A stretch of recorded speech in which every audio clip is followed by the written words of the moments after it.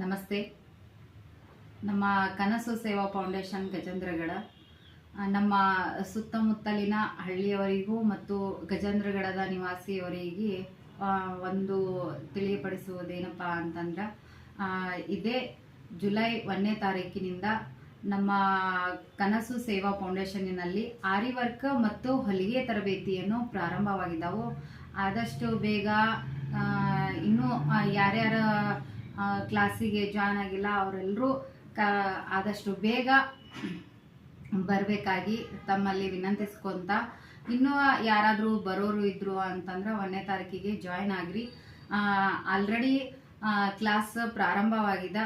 ಅದಕ್ಕೋಸ್ಕರ ನಾನು ಈವನ್ ಕೆಳಗಡೆ ನನ್ನ ನಂಬರ್ ಮೆನ್ಷನ್ ಮಾಡಿರ್ತೀನಿ. ನೀವು ಕಾಲ್ ಮಾಡಿ ಹೆಚ್ಚಿನ ಮಾಹಿತಿಗಾಗಿ ಆ ನಂಬರಿಗೆ ಸಂಪರ್ಕಿಸಿದ್ರೆ ನಿಮಗೆಲ್ಲ ಮಾಹಿತಿ ತಿಳಿತದೆ.